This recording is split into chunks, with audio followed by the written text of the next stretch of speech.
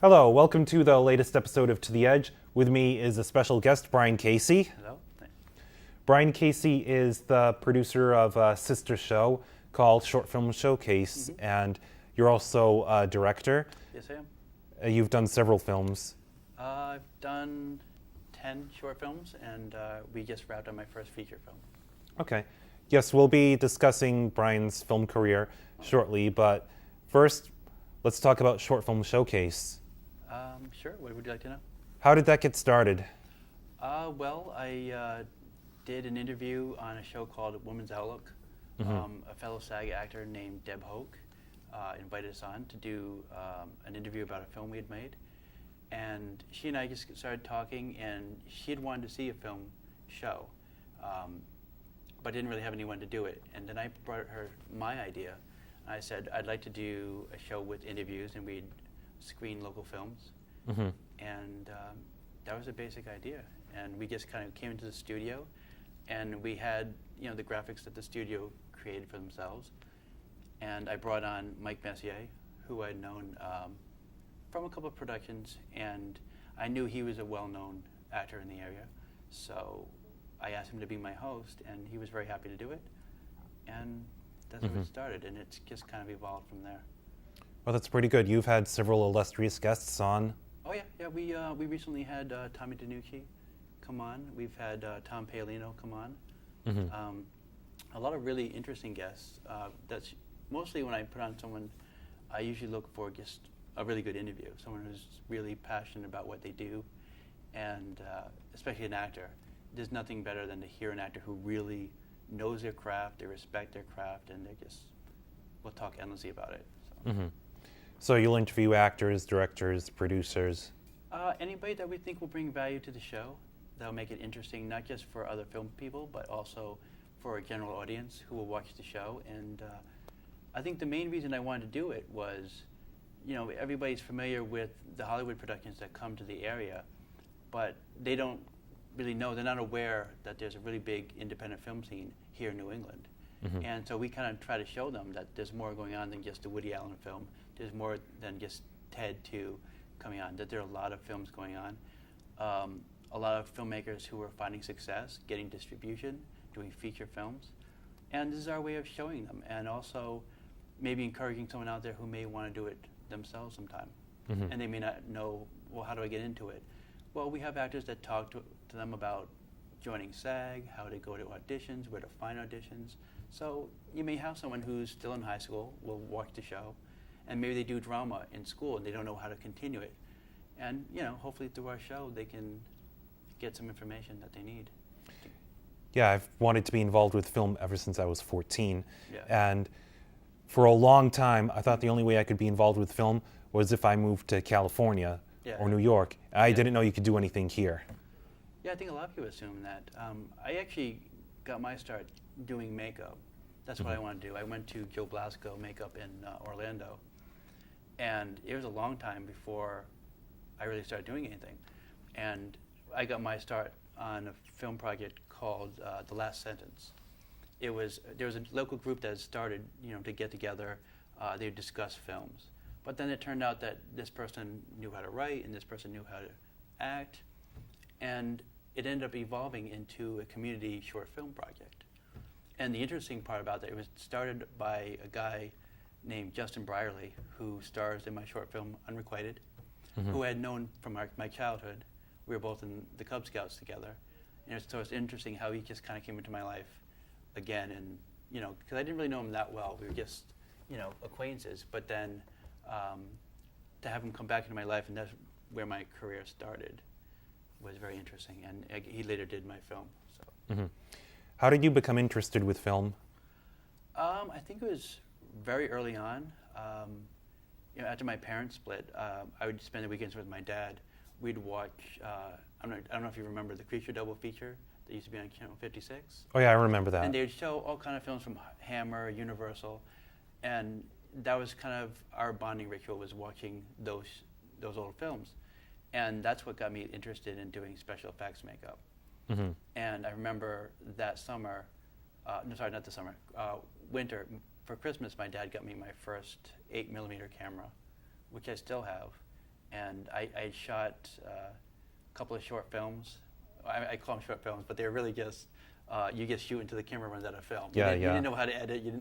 It was a horror movie called The Sunny Acres Massacre, which was named after the trailer park that we were living in, and there was no plot because it was only 3 minutes. There's no room for plot, and I remember it was just me and my friends in our camera, and I played the killer in the film. It was my first shot at acting, and I was just wearing this really cheesy fly mask for the villain, and my friend who was taking some karate classes, so we made him the hero of the film, and we were supposed to have this big fight at the end, and he was supposed to show some of his new karate moves.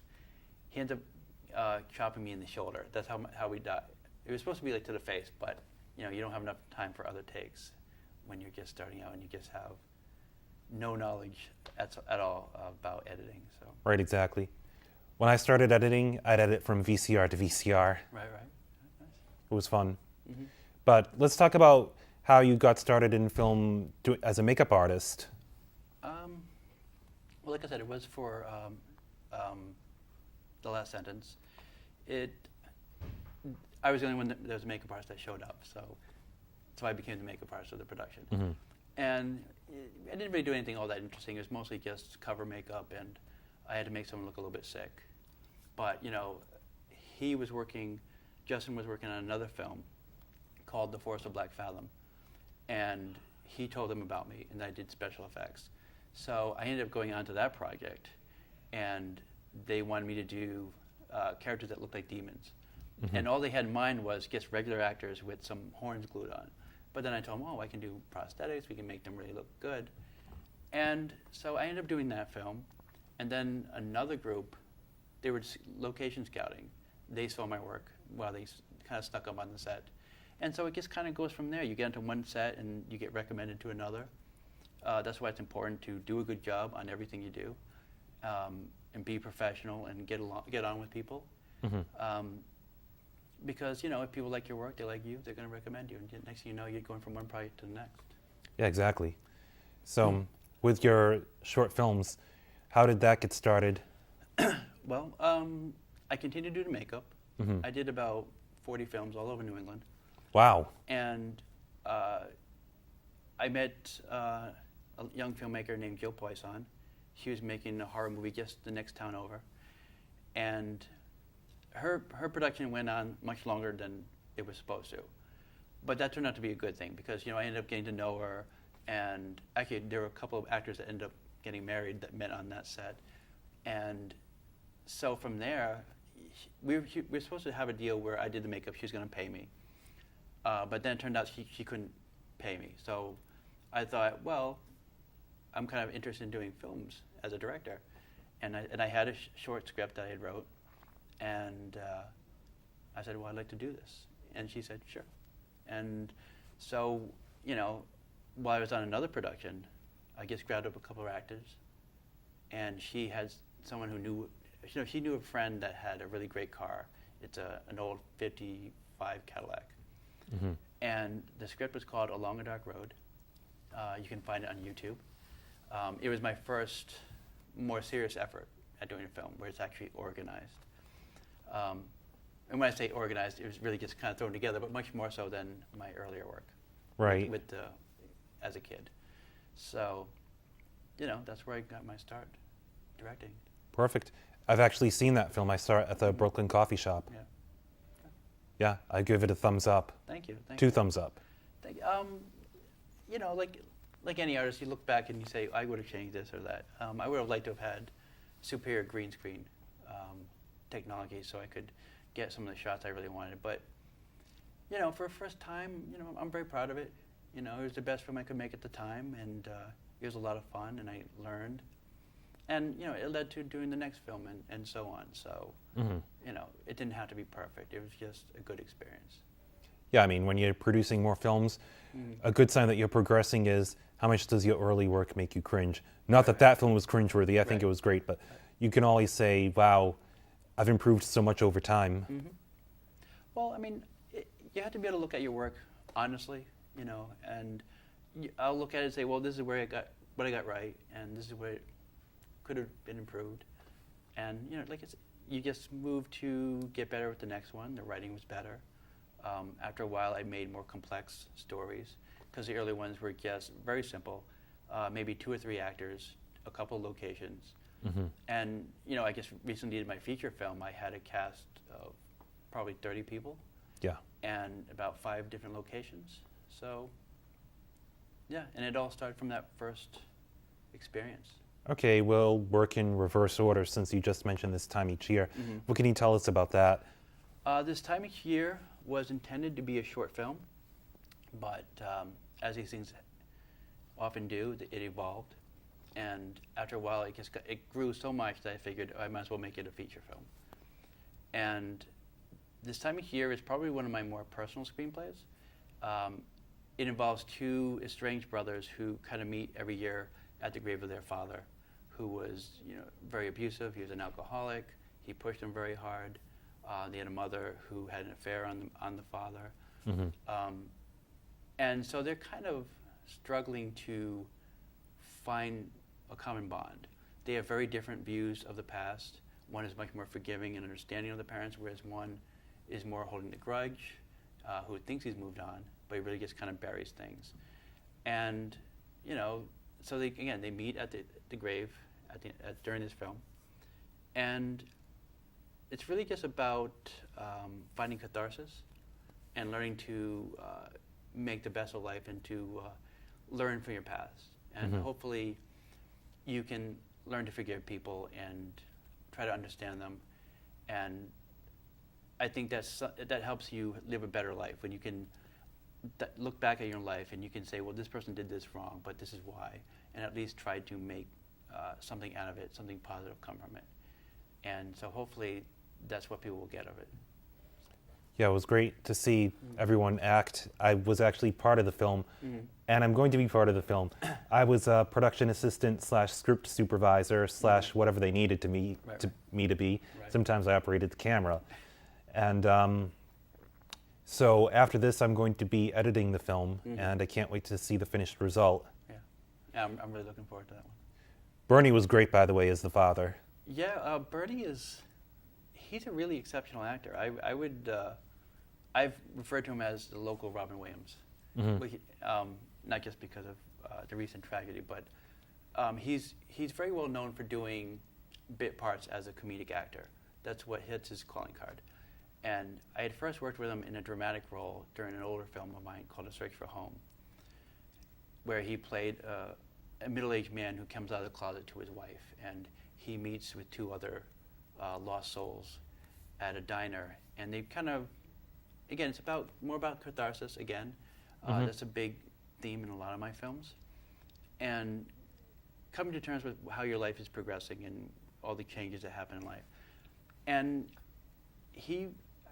I was really impressed with his dramatic skills, so I said to him, I really want to bring you back and have you do another dramatic role, because I think it's a side of him that a lot more people need to see, I think. Because, you know, when you do comedic acting, it doesn't really get the credit it deserves. So you're just thought of as just a comedian. But then you show how good a dramatic actor you are. That's when you raise a different level in your acting. Just like Robin Williams. When he first started out, he did a lot of comedy. But then he really started showing people what he could do. He could really shine when he did dramatic roles. I think one crossover film was actually Mrs. Doubtfire, because he had a dramatic role where he's losing his kids through a divorce, but it's also comedic as he's dressed in drag and playing Miss Doubtfire. Yeah, again, people remember that for the funny parts, but there are really, really good dramatic moments in that film. And at one point, he's trying to plead for custody of his kids, or at least partial custody, and the judge is like, nope, you're an actor. This must be a performance. Right. So he was screwed. My favorite scene from that one was probably where his ex-wife shows up on the set to talk to him about reconciling. And of course, he assumes it's another fight coming up. I thought that scene was really well done. So, in addition to This Time Each Year, also just about finished editing is a film that I'm also editing called Alone that Bryan directed. And let's talk about that briefly. Alone It deals with a subject that I've been wanting to do a project about for a while now.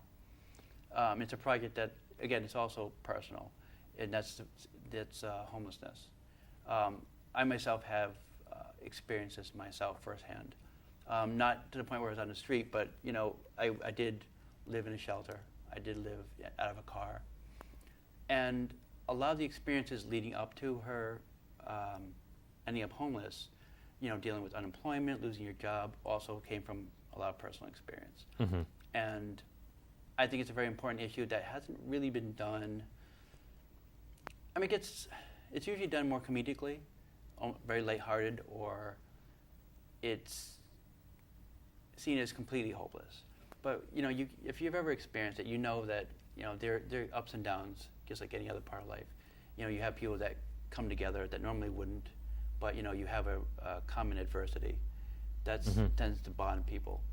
And just like there's a scene where Sissy O'Hara does with Lanisha Edmonds, where it's a scene just like that. Here are these two people that are lost on the street, and yet they're able to turn to each other, and they can still have a laugh. They come together, they comfort one another. And I really wanted to show homelessness from a very gritty perspective and a very honest perspective. It's one of the few scripts I've actually written for an actor. I think I've only done that maybe twice before. Mm-hmm. And so I wrote this one about Sissy because, also known as Pat O'Hara.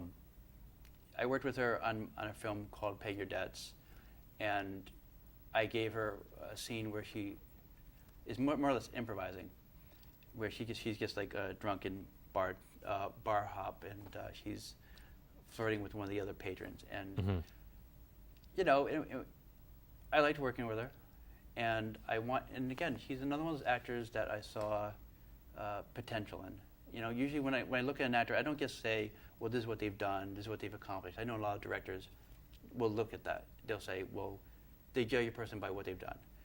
I look at someone and I say, what can they do? And, so I cast her in A Search for Home along with Bernie, and I thought she did a really fantastic job with that one. And so when I thought of doing Alone, she's the one I wrote that for. And the character is, not only does it have my own experiences, but there's a lot of my mother in the character. Very stubborn, very proud.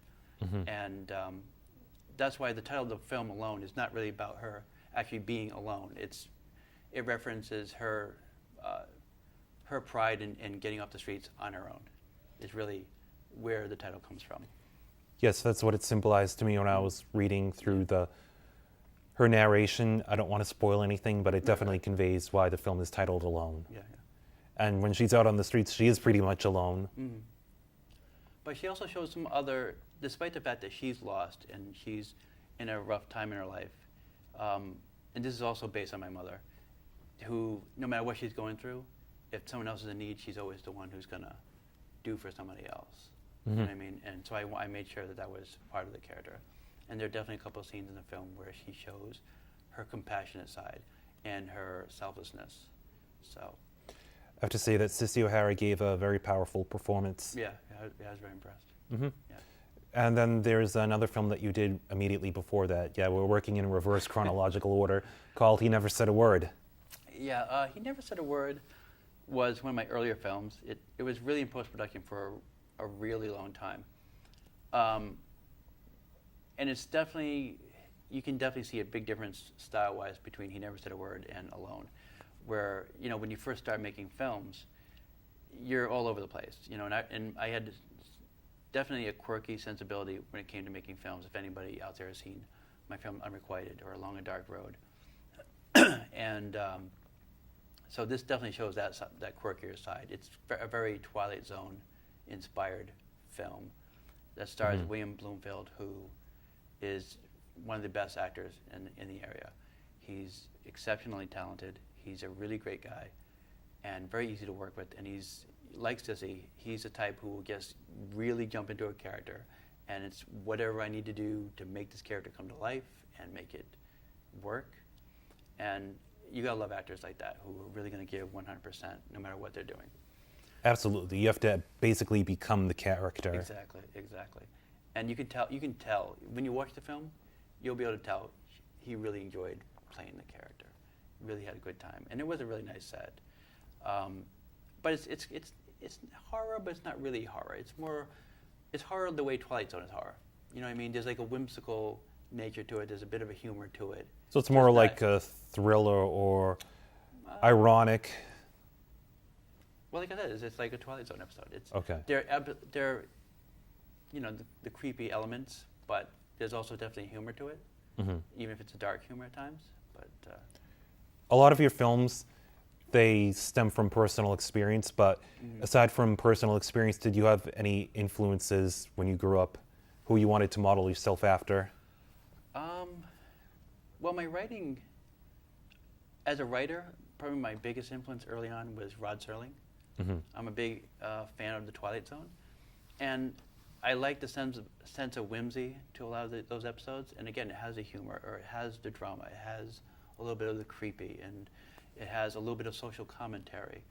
So that was a big influence. Other influences on my writing really aren't film, but music has a big influence on. That's another one of my passions. It's a big influence on my writing. I'll be on set sometimes. I'll tell my actors about, you have to do that emotional crescendo where you start here, you go down and come back up instead of just up, because it gives it a little more power. Like a roller coaster. Right, and anybody that knows music will know exactly what I'm talking about. And rhythm is very important to the way the actors do a scene. In fact, some of my scenes I've done, it's very much like a dance. You know, like if I have two characters in this, I do this in Alone to an extent. One is pursuing the other for a conversation, and the other backs up, and then then they come back and back the other person up, and so it's kind of like this sort of rhythm to the scene instead of just having the person just standing there. Poetry is a big influence on my writing. Psychology is a big influence. I have my DSM-5 at home, and all my characters start psychologically, and then I just kind of flesh them out from there. Rather than making a story and then just have things happen and then the actors respond to it, I like to create stories where everything that happens in the story is a result of who that character is. Their character, not character as in film, but their personal character, and the decisions they make. Just like life. I mean, most of where you are at in life, whether you know it or not, is the result of small and big decisions that will lead you to this spot and then to that spot. And you don't necessarily see it while you're living it, but you can look back and you can see a very clear line of how you got to where you are now from where you were. So I like writing a story like that, and I would come up with my antagonist, and I'll have a protagonist, and then I'll usually have a character that kind of is the bridge between them. And you give them each 3 conflicts, and the story tends to grow right from that. So when it comes to coming up with an idea, I really concentrate more on how these 3 characters relate to each other, as opposed to, I'm going to write a story, and this is how it's going to go. You know what I mean? I mean, I'll know what my theme is, I'll know what subject matter it is, but otherwise it's just let it grow from those relationships. So it's basically the characters who drive the story instead of the story driving the characters. Exactly, yeah. Do you also do a lot of cooking? I do. I have to plug that. That's another big passion of mine. A friend of mine, Joe Burke, is always telling me to do a cooking show, which I'm not sure if I have the time right now. I mean, I work between work and doing my show and making films. I wouldn't have enough time, but I do enjoy cooking. Well, if it ever does slow down, you should. Maybe. And there are some. It's funny because I've been on a couple of sets where people say, "Hey, I heard you're a really good cook, and maybe we can be on your film so you can cook for us." And once in a while, I've cooked on set, but usually I'm too busy to do it. I would love to be able to cook for my crew, but because of my job, it's not always possible. So. There are 2 other things that I also have to mention on this show. First of all, I noticed that you have a lot of writings of Friedrich Nietzsche, and at one point I was an extra, and I was reading a book on Friedrich Nietzsche, which was a prop, and I have to ask, why Friedrich Nietzsche? I think my interest in philosophy stemmed from my interest in psychology and a general interest in trying to figure out how people work, what makes them tick. And I think this comes from living in a childhood where I was very shy and very introverted as a kid. And so the way I knew how to express myself was through writing. And I think because of my insecurities, it taught me to want to figure myself out and then in turn try to figure other people out. Because when you're shy, you tend to live on the sidelines and you tend to observe a lot. So shy people tend to grow into very observant people. And I think that's where my fascination for human behavior stepped in. And again, that tied right into my writing, tied right into my filmmaking. Because, I mean, first and foremost, I'm a writer. I've always thought that was my biggest strength. I mean, I kind of grew into the directing, but I direct from the perspective of a storyteller. And from that interest in wanting to figure people out. And that leads directly into the second point that I had to bring up. Okay. You also do a monthly writer's workshop essentially at your apartment, and we discuss writing. Well, it's part writing, part social. We just eat, Yeah. eat and drink. But yeah, it's actually you came up with the title, the Writers Unblocked, and you know, there are a lot of workshops that come up, and they're much more formal. I wanted something that was much more casual. It's more of a creative think tank. You know, people get together, a bunch of creative people. We have dinner, we drink, and we just throw ideas out. And that was the idea of it. So that if someone is having trouble coming up with the story idea, maybe something we say will spark something, and they'll say, okay, I'll write a story about that. Or if they can't figure out what their ending's going to be, or if they don't know how to start the screenplay, then hopefully, you know, people will give each other ideas, inspire one another. Yes, you definitely helped me during the last session. I'm working on a series called It Happened Online, Right. and it's about all the crazy things that can happen on the internet. Hence the title, It Happened Online. Right, right. And I'll be discussing that further in depth at a later point. We also, during the session before that, had brainstorming about another show. I'm not going to talk about that, Right. but we all have ideas for it. And I can't wait to see if they actually come to pass. Well, I think some of those ideas could be short films. Not necessarily part of that show, but their own short films. So, Yeah, so, you know, we're basically each other's muses. yeah. All right, that's all the time that we have for To the Edge. Thank you for watching, and we'll see you next week.